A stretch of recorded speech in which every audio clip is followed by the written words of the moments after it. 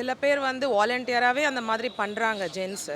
On the ஸ்பாட்லேயே react பண்ணிவிட்டு ஒரு ப்ரூஃபுக்காக ஒரு வீடியோ எடுத்து நம்ம அங்கேயே கூட போலீஸில் கம்ப்ளைண்ட் பண்ணியிருக்கலாம். ஆனால் அவங்க பண்ணது வந்து ஒரு ஸ்மைலோட வாலண்டியராக ஒரு வியூஸ்க்காக பண்ண மாதிரி இருக்குது. பட் அப்படி பண்ணும்போது அவரோட லைஃபே போயிடுச்சு. அவர் ஹானஸ்ட்டாக இருந்ததால் அது அவரால் தாங்க முடியாமல் அவர் சூசைட் கம்மி பண்ணிட்டாரு.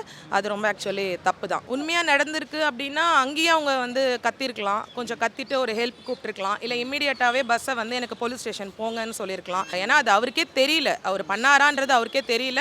அவர் இப்படி வாலண்டியராக இப்படி திரும்பி பண்ண மாதிரியும் இல்லை, தெரியாத மாதிரி பண்ண மாதிரி தான் இருக்குது. அது பஸ்ஸில் போனால் இடிக்க தான் செய்வாங்க. அப்படி இல்லையா அந்த மாதிரி இருக்கவங்க கேபில் போகலாம், இல்லை ஆட்டோவில் போகலாம். பப்ளிக் டிரான்ஸ்போர்ட் யூஸ் பண்ண வேண்டிய அவசியமே கிடையவே கிடையாது. இது வந்து வியூஸ்க்காக வேணும்னே அவங்களையுமே அவங்க எக்ஸ்போஸ் பண்ணிக்கிறாங்க.